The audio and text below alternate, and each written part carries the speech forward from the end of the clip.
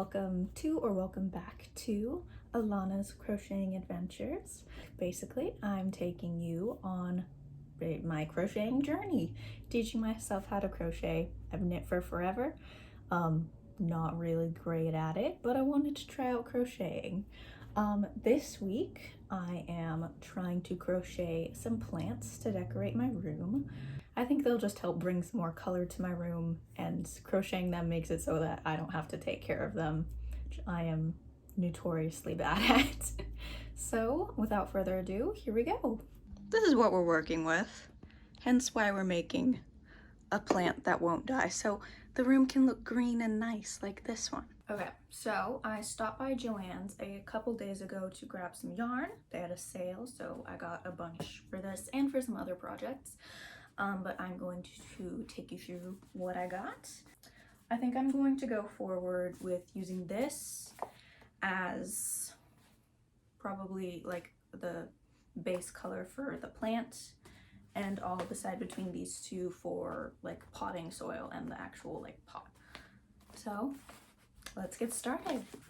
Okay, so I am using this pattern for hanging burrows tail plants. It's from Crochet Desires, and I'll link it down in the caption.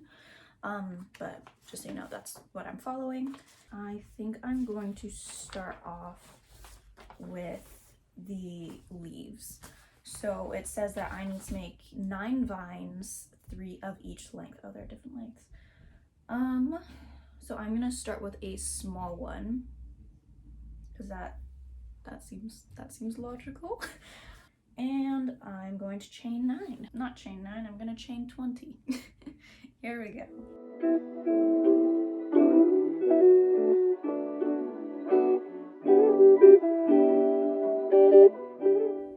Okay, 20. And now I have to double crochet in the second chain from the hook. Okay. I think I know what that's. I think it's this one, so.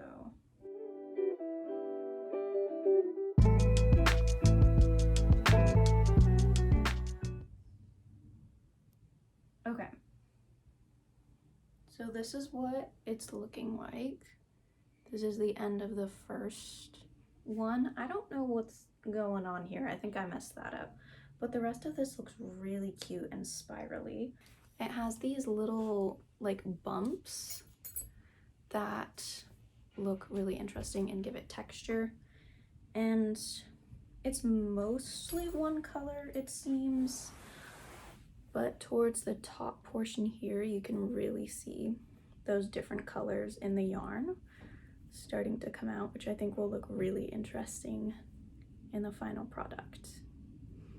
So I'm gonna make 2 more of these and show them to you in a second.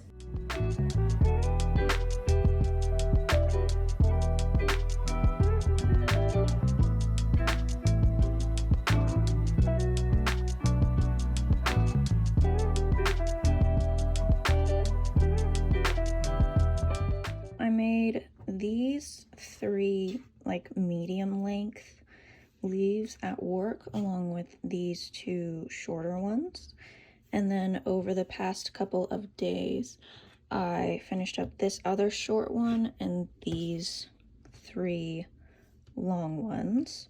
So that brings us to a total of 9, 3 of the different lengths. So we're gonna move on now. Okay, so I am going to start on the dirt next, simply because the hanging basket takes up this entire page and is intimidating. So we're gonna start with the much shorter dirt section. That's gonna give me the foundation for crocheting round items, which I have not really tried before. So, except for, this is not the end. I tried to make a plushie. That did not go very well because of the round thing and single crochet. So we'll see how this goes. Oh, you don't start with it. What is MR?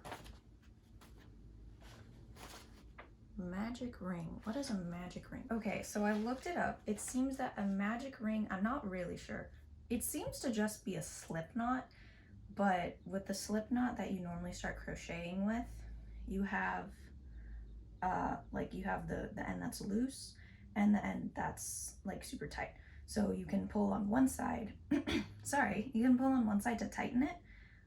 So this is like a normal crocheting slip knot, and you can pull on the working yarn to tighten it. But with a magic ring, oh wait, is this the wrong way? That's the wrong way. Magic ring, you can't pull on the working yarn to tighten it.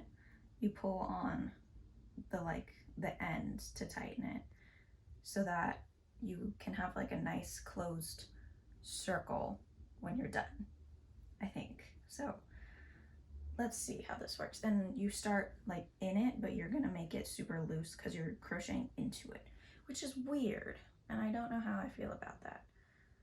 Okay, so starting, we have the magic ring, and we have to chain 1, complete 6 half, what is a half double crochet?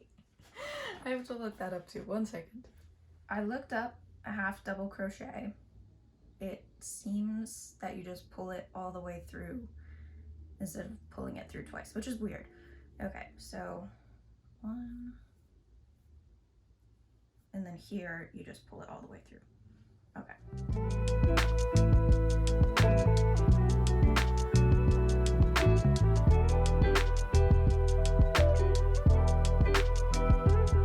Kind of circular. I'm gonna finish this up off camera, I think, just so you don't have to watch me struggle.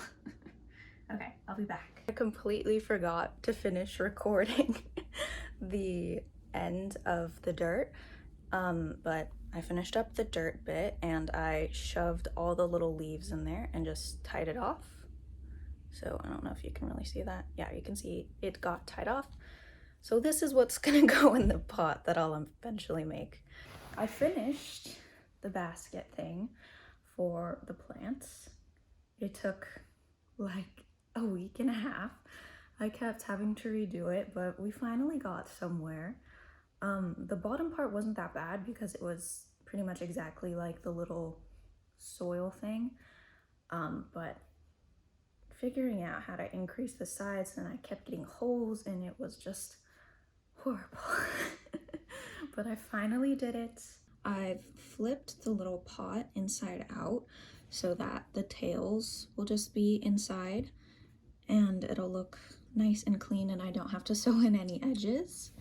I'm going to take just some random scrap yarn that I have from a previous project, as well as this little ball of scrap yarn that, I don't know, I might put to good use elsewhere, but currently it's gonna stuff this.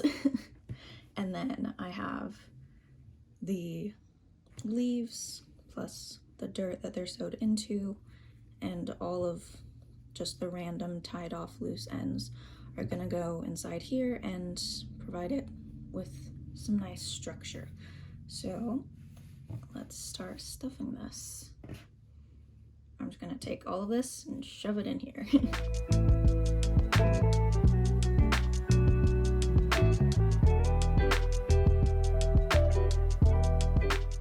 Okay, so that's already pretty full though, like that'll have some good stability and it should stay up well, somewhat decently.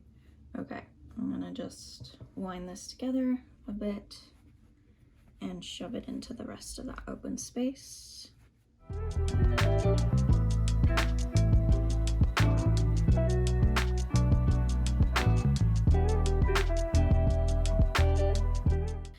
There we go. It's all stuffed, ready to go. Look at how cute that looks. Okay, so I'm gonna sew this so the random scraps and stuff don't fall out, but this is pretty much the finished product. Okay, so I've got the yarn that I'm gonna use to sew these pieces together.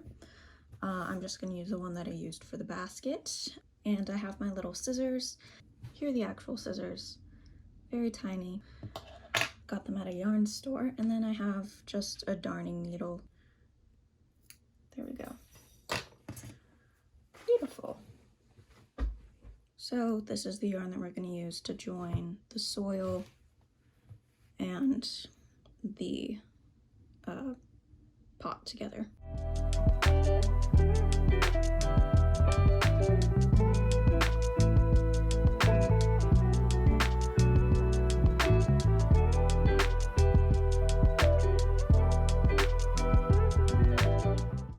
Okay, now I'm all done.